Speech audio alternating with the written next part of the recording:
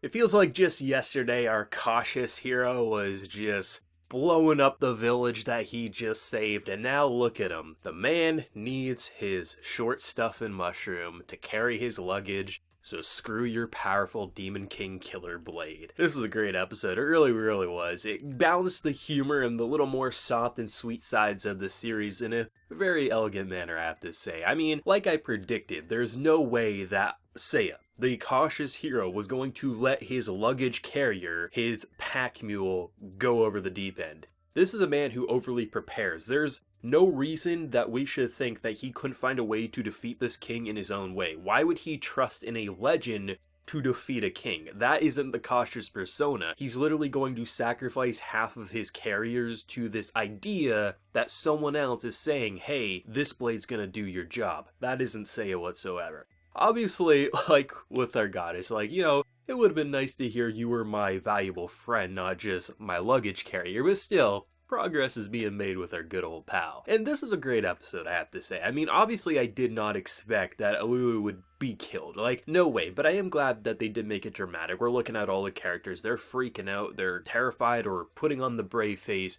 And then you have Seiya being like, basically saying, you're all idiots. You should already know what's going to happen. As he says, hey, I'm going to file a lawsuit if these seats do not boost my speed like advertised. Like, that is who he is. He just does not give a damn. And that's why he's probably one of, maybe even, my favorite main male character of the season. He is just so out there, and I love him. I want to see him in, like, Isekai Quartet and shit like that. That would be amazing. But seriously, just, like, the building up to it and just, you know, they're having dinner, they're making it look like, hey, we do value you, this is just your destiny, this is what has to happen. And when I saw Seiya eating a cookie from the dragonkin, I was like, oh, no. There's something fishy going on here. There is no way the cautious hero would eat food made by dragons. There's no way whatsoever. So I did like how when we eventually did get the revelation that he spit it out, but they animated it as if he was throwing up rainbows. It was a nice little touch, because I don't think many people are going to be fooled that, you know, even if the goddess said, hey, mind your manners, eat something, the cautious hero, no way whatsoever. I did like, though, how they weren't incompetent or anything. Like, they did paralyze their entire group, minus Seiya, because they realize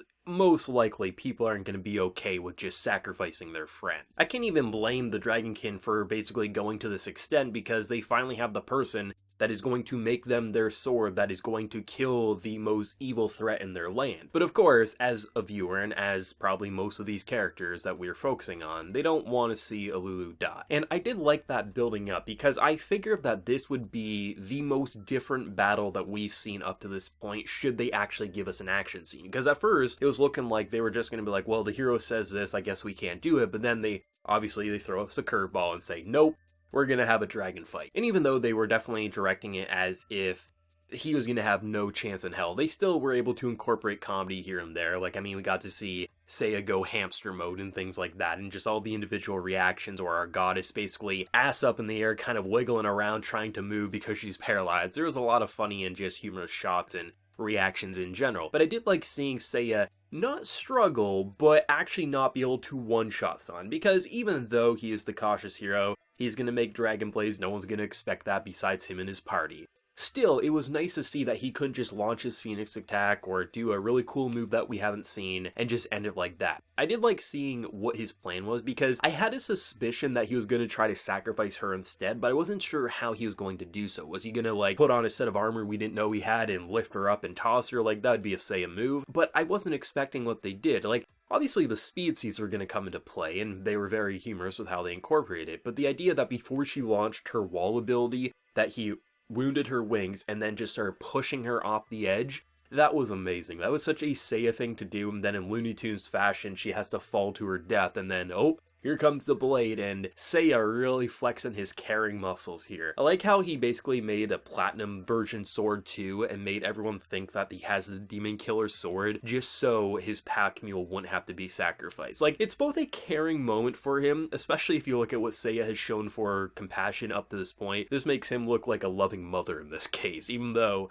is not as loving as some of the other characters would maybe perceive it as. I did like how this is kind of like the start of showing that Seiya, he is more than just the cautious hero. Once he starts getting comfortable with the crew, he accepts it. Like he mentions in this episode, he only eats the goddess's food. Obviously, that's because he trusts that she won't poison him at this point in time, but even though in his own twisted and warped way, that is a form of compassion. Of course, they'll immediately just kind of toss it out the window and say, hey, I snuck into your room at night and plucked 100 hairs off you. We need to have a conversation about boundaries here. But still, it's that moment. It's those like little moments that we're starting to see. We're halfway through the first season here, and it feels nice. It feels as if we're getting progression with the character and the cast dynamics. Of course, he's going to refer to his pack mules as the mushroom or short stuff. Of course, he's not calling them their best friends or things like that, but still, it does feel like we're getting a natural progression here that's not going too fast or too slow. It's actually a very nice pace for the cautious hero. The main focus is, of course, on his cautious persona and his humor and how he'll just shut things down or just insult and berate without any care about anyone else besides himself and his end goal. Of course, but you are seeing that his little party, it is starting to matter to him in his own twisted and warped way, and that's why this episode was really great. One of my favorites for sure, despite actually not having me laughing as much as past episodes. It just felt as if the humor that when it was there, it was really nice, sometimes unexpected, sometimes what I was expecting. But just seeing the progression and how they ultimately got that sword, they had me fooled. I thought they had the best sword in the game, and then it's revealed, nope, that was all just a bluff. I love how they're able to incorporate some more serious subject matter, but then balance it with this ridiculous aura. It definitely reminds me of Konosuba when they wanted to be a little more serious and a little more dramatic, but still keep that humor right in your face and make you feel like this is still a hilarious show and you want to see it continue for seasons and movies to come. And that's how I'm currently feeling with Cautious Hero. I easily could have saw myself getting burnt out around this point in the series. I thought I was going to get burnt out within 2 episodes, but the series has continued to prove itself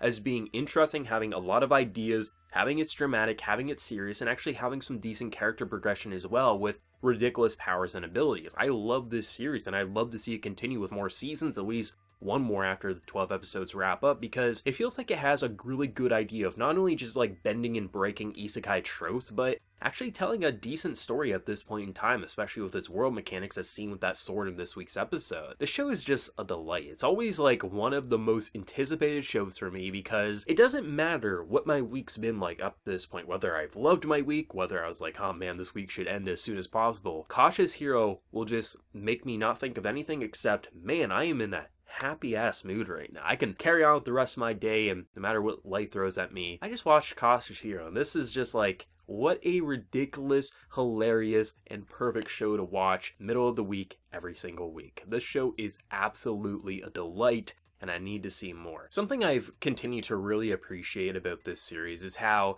you can especially look at this episode in general. There was a lot of like fairly medium-based shots where obviously the face details and things like that, there aren't anything to write home about. You're not going to snap a pic and make it your wallpaper on your phone or computer, yeah. But this is such a funny series that at every moment, even if like it's not trying to make you laugh on purpose because they're doing a funny face. How many funny faces do we see on the goddess to, you know, our main character Seiya? Like there's a lot of ridiculous faces that are trying to get a chuckle, a giggle, something out of you. But when I just see Seiya just like patting a dragon on the shoulder, being like, hey, it's the way it's gotta be, this is what she would want, and they're not even like doing that funny of a face, you're just pulling out, you're seeing the most basic details to a man patting a dragon on the shoulder, and there's like hardly any detail or reaction. That shit's funny to me. I love the simplistic beauty to this series, both with a lot of its jokes and execution of said jokes, but also just its visual directing. It's a completely basic series in a lot of ways with how it presents its visuals. And then obviously it's a lot more complex when it shifts up the art style to do something that's absolutely like, what am I looking at? But I kind of love it. The general mundane shots in this series are just so fun to look at because even if it's not supposed to make you laugh, for myself, I do, because it is such a fun series, because even if you just see a blank monotone stare in the background with a couple of dots and a weird ass smile, it's like, this is the Cautious Hero. This isn't like a super serious show. Obviously with this week's episode, we got a little more dramatic and serious, but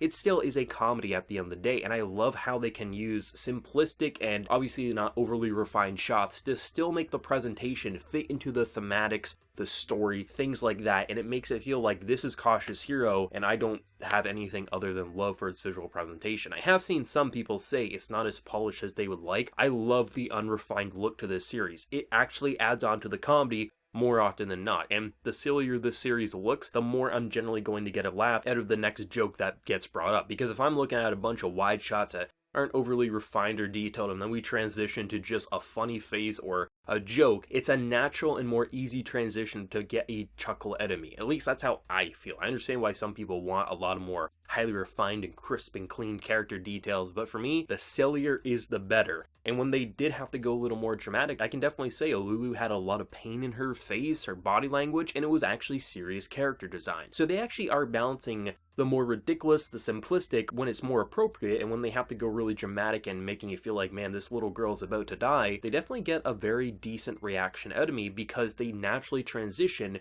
with its art style and presentation, or at least that's how I'm currently feeling with the Cautious Hero. What did everyone think of this week's episode, though? Did you like the more emotional pull that they kind of directed? Obviously, it's not going to compare to a lot of actually emotionally driven anime, but for being such a funny show up to this point, I definitely thought it was a nice surprise and a little extra layer to make the Cautious Hero even more special than it already is. But whatever you're feeling, let me know down in the comment section below. And if you did enjoy this video, be sure to drop a like and also hit that subscribe button if you have been new. So until next time, everyone, please take care and have a good one.